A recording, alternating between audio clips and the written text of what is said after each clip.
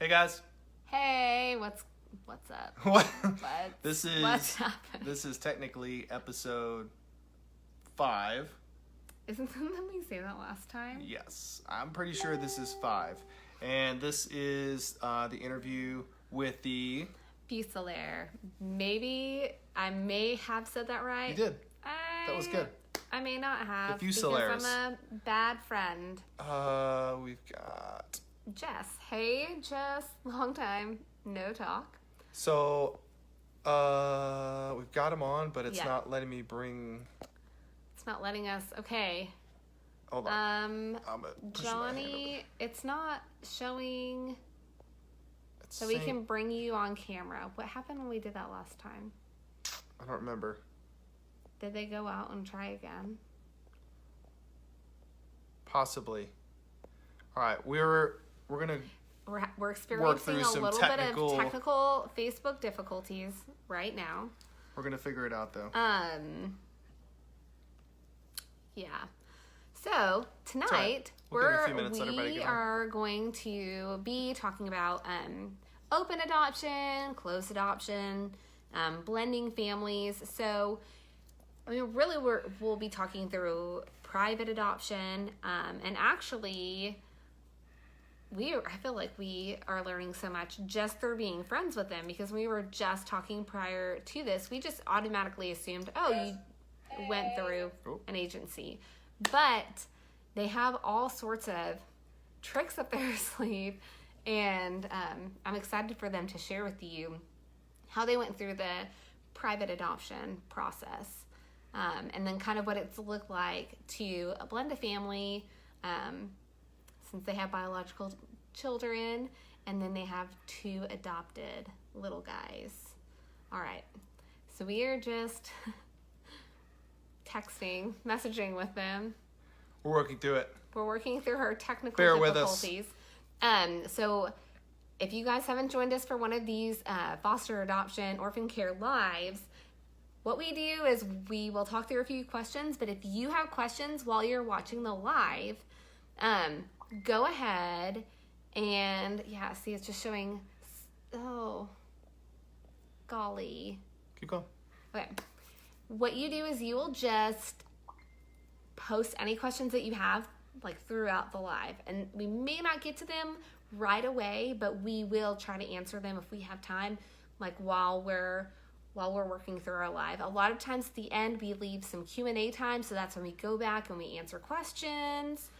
And that just allows us an opportunity for us to read the question to them, and they can just answer it right here on the live. And then whatever doesn't get answered, or if you're doing a replay, go ahead and keep your questions coming, because we will hop on there. The Fusilier family will try to hop on there, and we will try to answer all of your questions. So definitely share, replay. Knowledge is power, and we're really just trying to get the word out, because Orphan Sunday is very quickly approaching in November, and really these are just about raising an awareness. Yeah. So we're still working through this, so as we do that, people are jumping on. Next month is a couple days away. Yeah, it's a few days away. And we are starting a new sermon series at Vantage Point, which we go to church. Yep. And we're going to be talking about orphan care and everything related to that. And it's going to be called Pure Religion. Pure Religion. I almost said True Religion. Ooh, perfect. Very good. But those are genes, right? True Religion. True. Yeah, that's genes. Yeah, so we're not talking about genes. We're not talking about genes. Pure Religion. The other stuff. Yeah. So it's going to be really good. We're going to be kicking that off this coming Sunday, so you would definitely and be a part of that. So we are connecting right now. We did it. Yay. Oh my God. That was so confusing last time. I don't even know what happened, and now you're upside down. And right side up. We're just going to start this live with a bang. Okay. I'm gonna, because it's on my phone, so we have to really move it back. Oh, okay. So I'm gonna show y'all my couch that has a lot of clothes on it. What? So... I got laundry done? Oh, hey. Real life. Do you want to see ours too? Oh, no, Okay. don't. Oh. I'm going to show you ours. Oh. Look. Yeah, it's over there. Oh, there it is. Oh, there's laundry. Oh, There's a small pile. There's another 4 or 5 piles There are upstairs. there are a lot more piles than that where that came from upstairs. There is always laundry to be had. Yes. The never-ending story as adults. Oh my gosh, adulting is no fun sometimes.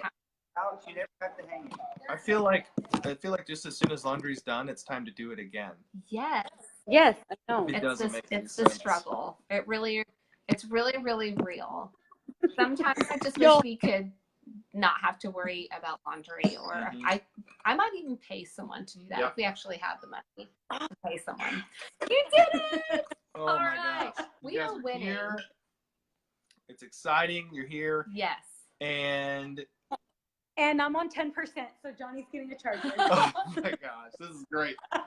This is real. This is real life. Yes. This is and really real. So everybody that's joining us now, we have the Fusilier family. Fusilier Did I say family. that right? I feel like I'm not okay. nailing it at all. And what's really funny is we talked to them for just a few minutes before we even jumped into this, and there was a kid screaming in the background. It sounds like you have silenced that kid, maybe with some chloroform or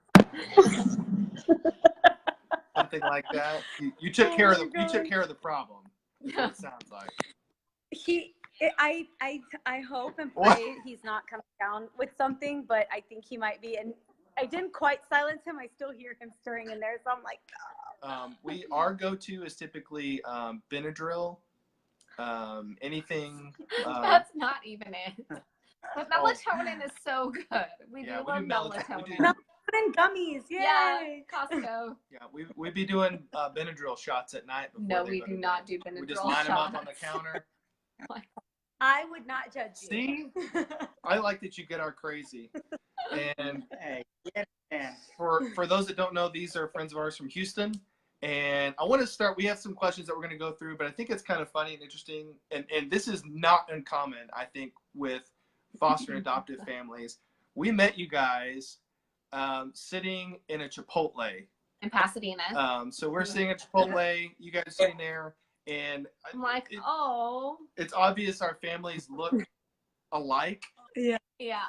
And so it's so neat, and I think it's neat to just be able to see another, because we've had this done to us many of times where people come like, hey, our family kind of looks like yours. Yeah. And what's your story? You know, we get the opportunity to share that. Hey, friends. Yeah, exactly. It's like automatic. We are automatic friends because our kids look different than us. Yeah. Yeah. So anyway, it was neat to meet you guys there, and obviously, you know, we still able to stay connected with social, even though we've moved and everything else. You guys are in Houston. Now we're in Fort Worth. I know. Yeah, creating space. We switched places. We did. Okay, so let's start by introductions. Introduce yourselves. Tell us about your family. Tell us about what do you do for a living. So your superpowers, because you're adoptive parents, right? Yes. Yeah. So go. Introductions. Tell us about okay, so I'll start. I'm Paula Fusilier, and I have 4 children, 2 bio and 2 adopted.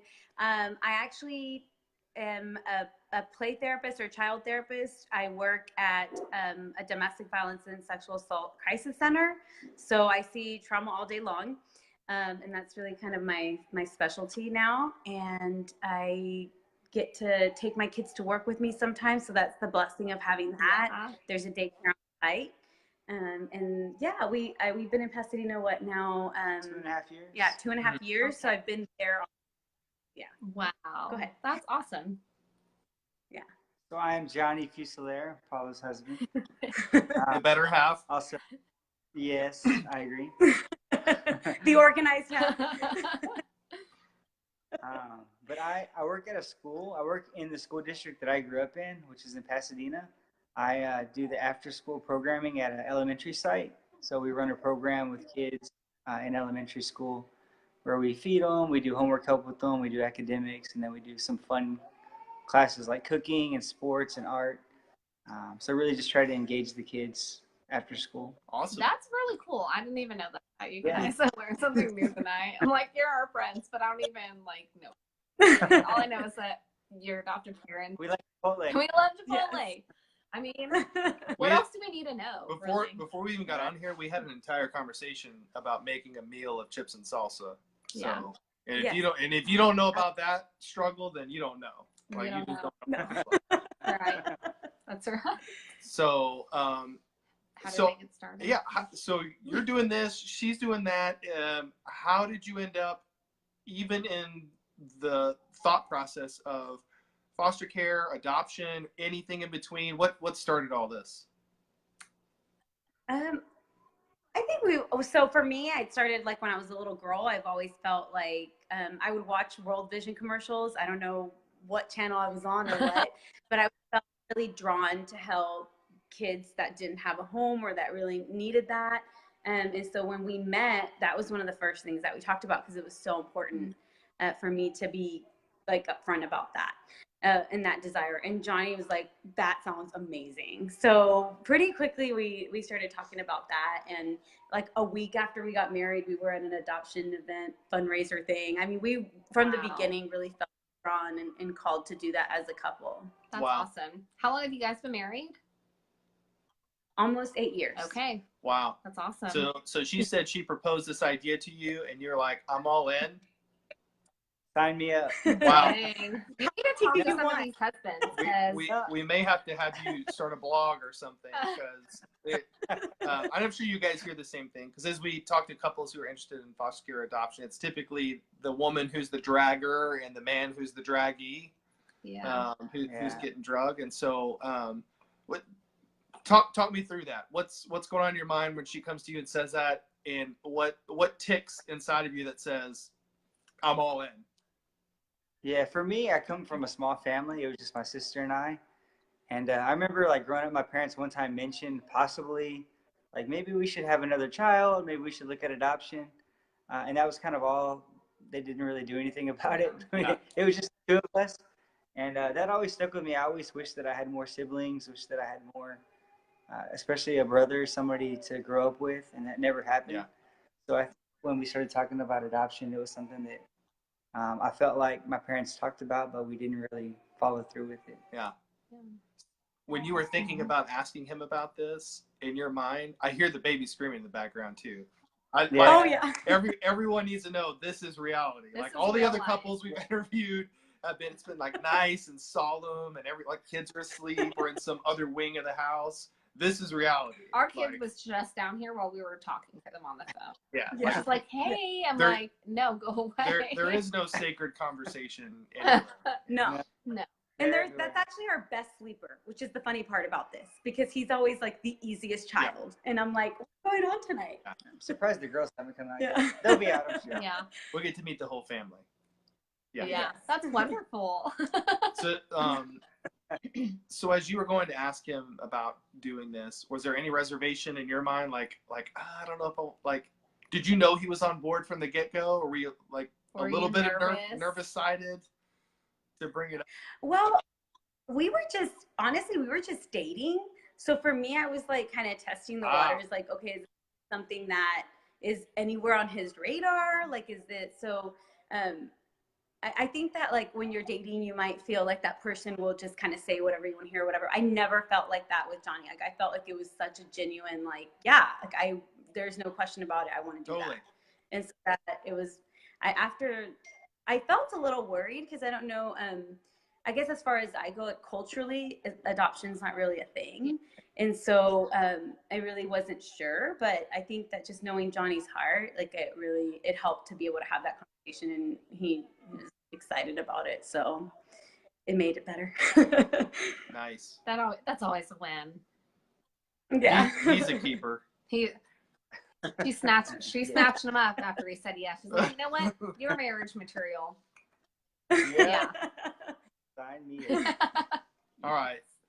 So you guys get married, and walk us through the timeline now, because you've got a mixture of biological kids and adopted kids. Mm-hmm. We're going to kind of get into the ins and outs of that, but walk us through the timeline on that. How did you get from you're the man that's going to fulfill all my dreams, and where you are right now. And boom, you have 2 Yeah. kids. Well, it was pretty crazy. So we got married in March, and then we decided shortly after to move to Dallas to go to school. So got married, and basically right away that summer moved to Dallas. So trying to get settled into a new place, find new jobs, get acclimated with being back in school, just all those transitions. And then a year later, we found out that we were pregnant with our first daughter. So, yeah, things moved pretty quickly. Because 9 months later, I was pregnant again after I had her. So we had 2 biological daughters pretty quickly in our marriage. Yeah. And at that point, we were even talking about adoption, but just things moved so quickly with the biologicals that we had to kind of postpone our plan to do that. Okay. And most agencies we found, you had to have been married for, I think, 3 years. 3 years. Okay. So we were still newlyweds, so we're like, we got a little bit of time before we were even eligible to apply. And then also we were living in an apartment, and at the time we didn't think that it was suitable to. Well, we asked, and we wouldn't. It was a 1 bedroom with a study, and we wouldn't pass up the home study. Like you need it had to be an actual bedroom. And so we were just like, it's not God's time. So we were like interested in it, and we did our research, but really couldn't really take steps of action at that point. Yeah. You know how that goes. So when you guys were in Dallas, was there a specific agency at that moment that you were asking questions to and getting feedback from? Yeah. So that very first fundraiser we went to, go ahead. No, well, you could. Yeah, we connected with an agency out of Tyler. Okay.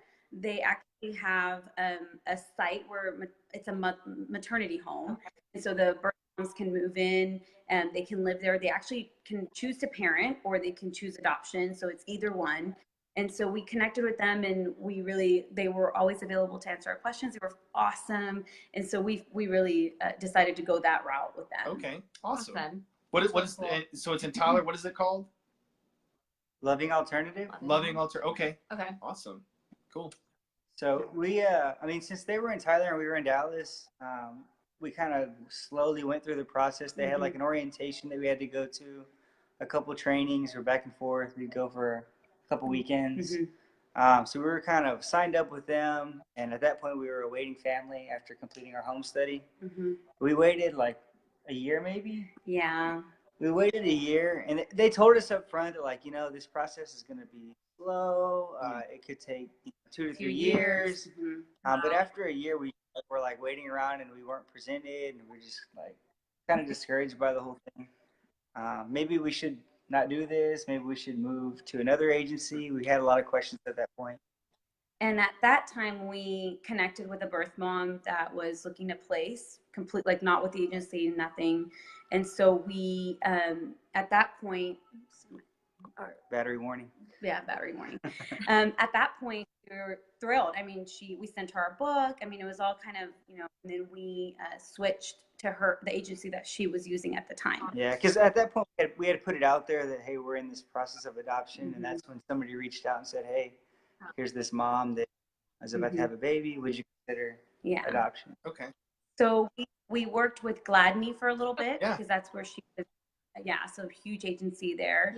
And so we worked with her, and then about a month before she was due, she let us know that she was planning to parent, which was, it happens, we were not expecting that though. Like, I think Johnny and I, we look at it now as we know that was God's plan, but we never really knew how to walk through that. Yeah. And, but our agency in Tyler, like, stuck by us, walked with us through that. And it was, it was at the same time we were discouraged. So that's when we started really looking at other options, like, if this is really going to happen, like, let's look at other options for our family. Yeah.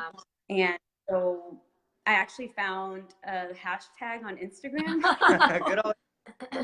And it was just like, love makes a family. Like, I really wanted to see positive adoption stories because I felt at that kind of adoption low.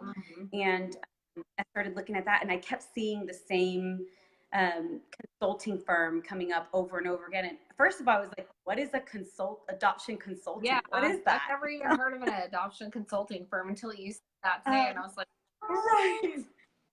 Yeah. So we embarked on the journey of finding out like what this is. No, so but first, let me tell you, because she came to me. You gotta realize. Oh yeah, like, I came to him. Okay, she was like, look at this group. Like they're placing like 2 and 3 babies every single day. Yeah. And I'm like, how is that possible? We've been waiting a year and not even been presented one time. Yeah. So I was really skeptical. I was like, it seems like a scam. Mhm. You know, they want us to sit, you know, they probably want our money. They want this, they want that. It's not real. So I was really hesitant to even call them to get information because it just didn't seem right. It's funny because I think about when I brought some Google reviews to you and you were like, those could all be like a fake, you know, like they could have just had their friends. I'm like, but it seems so real. No, because I think about that time we found there was an MSNBC or episode or something about adoption scams. So it was really on the radar, you know. You never know in today's world either, man. Yeah. But I kept telling him, like, I don't know, this just feels so legit. Like, I just, you know, so he's like, all right, let's talk to them and let's, like, you know, feel it out. Yeah. And so we decided to call them. So a huge plug for them because we love them, Faithful Adoption Consultants. And so we called them and we talked to them. And I think that's when Johnny was like, I think this is legit and they sound awesome. We want to work with them. And we started that process. So the way that an adoption consultant works is they have agencies all across the U.S. that they're working with actively. And so at the time, I think they had 50 plus. I think now they probably have more than that. But it's agencies that have no families to present or families that will not present on certain more difficult cases. Got it. And so what they do is they have their, you know, set of families that they're currently working with, and those are the families that get presented. And so we'll a family go active and the very same day they're matched, or you know, in our case, the statistics may be a little bit outdated, but I think at the time they were like average 4 months. Wow, that's fast. Like the average placement time. And it's all like birth to 18 months pretty much, but most of them are infants. And so since we already had a valid home study, we had everything through our agency out of Tyler. All we had to do was send them everything. And I don't know how that works. Oh yeah. Which book? The adoption book. So the way that it works is you also have to have an adoption profile, and as a couple, we have to develop that together. So yes, please go get it because I feel like it would make more sense if you. But you write about your family. You write about yourself as a couple. You kind of put out there like why you desire to adopt, why you want to grow your family through adoption. And then you also put information about your kids. So we had the girls. So we put information about them and like what they like to do and kind of neat. It's a neat kind of like, this is our family, and the moms are able to read that, are able to look through it, and they are able to choose the family that they want for their child. So that's a really neat thing about that as process, because as nerve-wracking as it is, because you feel like they're watching you or Aww. Yeah, it's just basically a like book. It's like a photo book, kind of. Basically, and it has like pictures and kind of what our neighborhood looks like, and I think that was Bella's page, Abby's page, our family, like the things we like to do, our friends. Aww. And then I love it. Yeah. I want to make a family book. I want a family book. Well, and I told him now we almost need to adopt again to have pictures in an actual book because I don't print anything. Oh yeah, that's a struggle. Yes. Yeah, but this is the one we used when we adopted Josiah, so our first son, and then in the back we just put like, can't wait to fill these boots. Aww. And what's interesting about that is that his birth mom said, I just saw that and I thought, oh, my son can fill those boots. Aww. And so I was like, so just a little bit that I know. Oh my gosh, that's amazing. Yeah, this, you know, a lot of this, it's a lot of work that goes into it, but really pouring your heart to this is what they see, and this is the impression that they receive of your family. So it's the beautiful part. So the way that the consulting firm works is they send like either a physical copy or a PDF copy to that agency, and birth moms are able to see it. So then the birth moms are the ones who choose the family that they want for their child. How empowering is that, you know, for the mom to be able to say, hey, this is the family I want for my child, as opposed to, I don't know, just kind of being left to chance or even not even knowing, I guess. So the agents, I'm sorry, not agency, but the consulting firm that you guys are with, the agencies they're working with, are they the children that are coming up for adoption? Would you say are they stateside, international, kind of a mix of everything, or how? I assume since they're working with multiple agencies, maybe it's a different. They're all domestic. Oh, okay. Domestic. Okay. Sweet.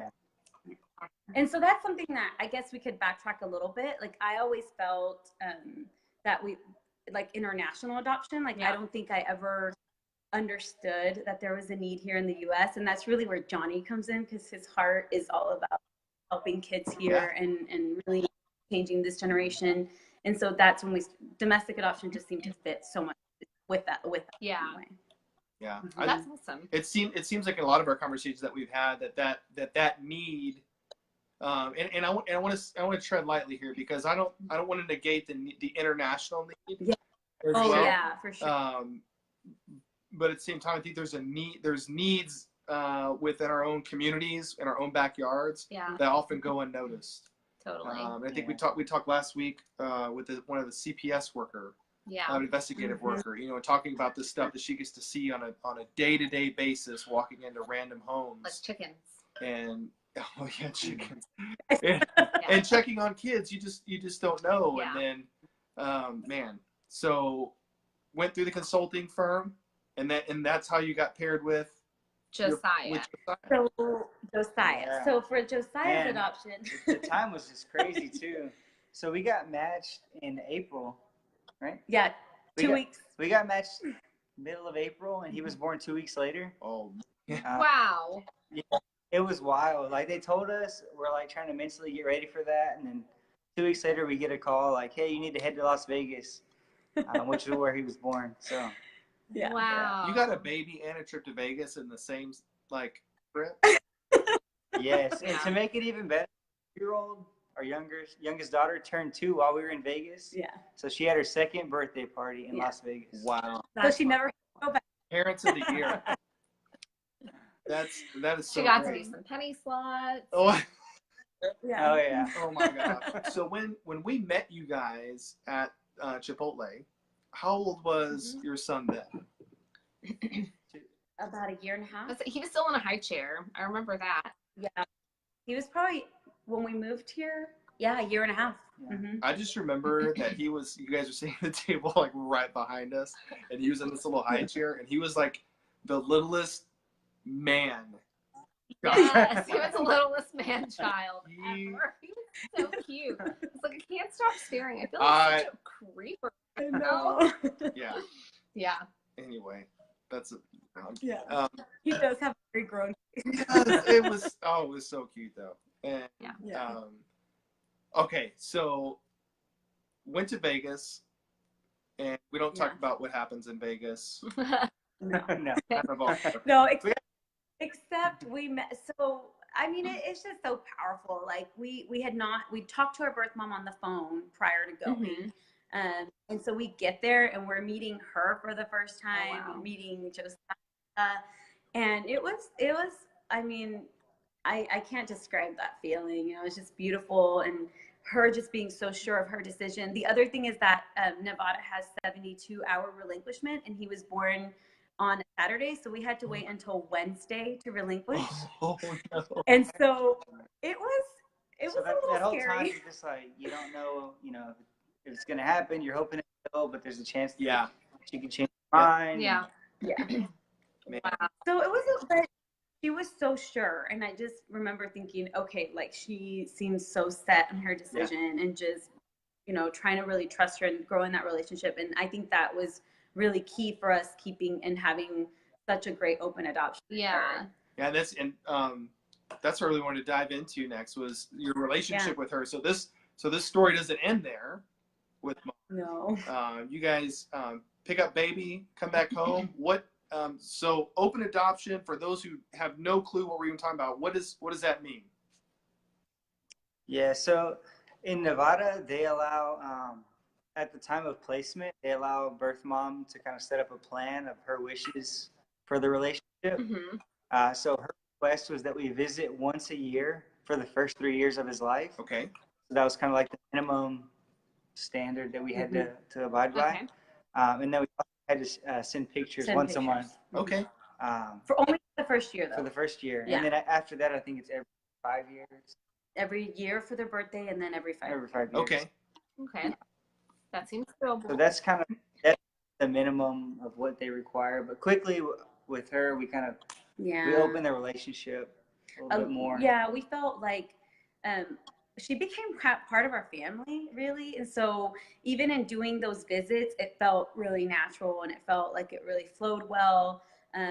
So she also had at the time a 2-year-old, so about Abby's age, our second child. And so they were about the same age, and he actually was adopted by a different family through foster care. And so we've been able to manage that relationship as well. Wow. And so that's been really neat part of that process. But she set up kind of some parameters for the open adoption, and we really kind of go with what we felt was okay.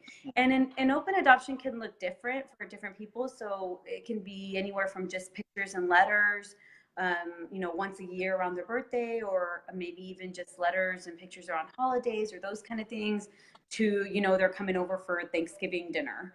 I mean, it can be what you choose for your family. And that's really the neat thing. For us, she was in Las Vegas, so there was just that degree of separation, I guess, naturally. And so the visiting was really, really important to us because it really helped continue that relationship. I think too, we would call and get calls from her. Yeah, and we would text, once a week we send talk. pictures, and so we have, we have each other's phone number, so we're communicating throughout the week. And and parts about placing a child, is that birth moms will go through, periods of grief and sorrow, and it's difficult. They made this ultimate sacrifice of placing the child, but it doesn't end there for them. Their grief and their pain doesn't end there. And so we felt like walking with her through that and sending pictures and being encouraging what really helped her along that process. That's wonderful. And continue to. We really do see her as part of our family. And I think going into this, it was one of the things that we were the most nervous about. Yeah. Man, what is this going to look like? Is she going to come try to take I mean, we just took it to the most negative extreme. But I think it's honestly been one of the most positive kind of hidden blessings about this whole thing, is having her as part of our family. I mean, in a lot of ways, it seems like you almost adopted the baby and the mom. At the same time. That's really cool. I think that's a side of adoption that you don't hear about a whole lot, is the success stories, because the fears that you guys had, and even the fears that we've had in foster care and in adoption is they're there for a reason. There's fears that are innately there because of a horror story that we've heard, or something we watched on TV or something like that. Did you, and let's talk about this for a minute. So you have biological kids, and you bring in the adopted baby, still having the open relationship with the mom. What's specifically, did you have any, what reservations or what fears did you guys have to work through with that? With your own kids, or were there any? I think our kids, both of our girls, went with us to Vegas when we went to pick Josiah up. And I think initially, they went to the hospital. They met her and his birth mom in the hospital. Okay. So very, very early on, we included them in the process. And, That's awesome. it's as much as they could understand, we tried to explain kind of what's happening, and this is your brother, and this is his birth mom. And so, I mean, in their language, we tried to explain and include them. How old were they at the time? 3 and 1, almost 2. Well, 2. She turned 2 there. Okay. So So I can see the challenges in and that. of course, as far as fears go, I think that if the person was, dangerous or something like that, then we may have had different fears, but we didn't feel that way. So with our girls, it felt we initially we would only send pictures of Josiah, because our agency in Nevada, kind of helped us figure out the whole open adoption thing. And they just said, well, why don't you, if you only feel comfortable, only send pictures of Josiah.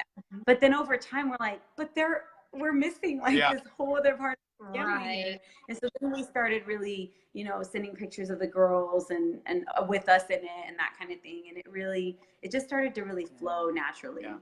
That's It's been really neat to see her fast forward, I guess, 3.5 years now. And just her really, she calls and asks about the girls and she wants to FaceTime with them. She loves them. Oh my gosh, that's awesome. Last time we saw her about pajamas, like she just gifts. And I feel like she's also embraced our other kids as well and kind of taking them in as part of her family as well. That's really neat. I think that's so cool because you see it now, but as your kids get older, your biological kids, your adopted kids, all of them together, this exploded view of family. Yeah. That they're being raised in that. So when they get to adolescents and teenagers and adults, they're not going to know any different. I know they're going to be like, your family doesn't work like this. This is you are so weird. I think that's so cool. And you had talked about, trying to make a difference in this generation or whatever. I want to stop and I want to encourage you and I want to let you know you're doing it. You're doing a fantastic job. And the mindset that your kids have and will have, oh my gosh, that's world changing because we have such this closed view of family, like, oh, we have to be we have to look alike, we have to blood related, like whatever. And I mean, you guys just toss that out the window. Like, whatever. Yeah. Our family looks like this. None of us look alike. Yeah, we got a mom in Vegas and kids here. Like, it's fine. And then you got another baby mama. Yeah, and you didn't stop there. This is the craziest part. Like, I think a lot of people hear your story up to this point. They think, oh, that's so nice. Oh, what kids now. What a sweet story. What, you did it again? There's more. But wait, there's more. Okay, so all of this up to now, one more. What's one more? So at the time, we had the 3. We're living in Dallas. We both just felt a call to, we had been there, I guess, 6 years. So we've been there 6 years. Both of our families are here in the Houston area. 3 kids later, missing the extra hands, extra help. Yeah. Just decided it's really the kids knowing their grandparents because they didn't, they were only seeing them at holidays, and that felt really kind of sad. Yeah. So we made the difficult decision to leave Dallas, our life of 6 years. And I mean, for us as a married couple, that was kind of all that we knew. Yeah. Because we after we got married. It really felt like home. We established ourselves there. We're involved in our church, serving there. We had, friends. I mean, that was kind of our whole married life was in Dallas. Yeah. So to move back here was very scary. Yeah, it was scary. We didn't have jobs. I mean, we just took a leap. Just left. You just left. Yeah. That's awesome. So we got back to Houston, and once we got jobs and got everything, we decided, all right, it's time to go ahead and sign up again. So we went back to our consulting firm. Yeah. That was most of Johnny's decision. At this point, I was on board because I knew that it wasn't a scam. I knew that it was real. It's just so, you guys are so countercultural. It's blowing my mind right now. Like, you just leave and you move. And then he says, well, we got jobs. And they were like, oh, well, it's time to adopt again. Like, who does that? No one does. Naturally. Like, once you get jobs, it's like, oh, we should start a savings account or something. You're like, no, we should go get another kid. We should adopt again.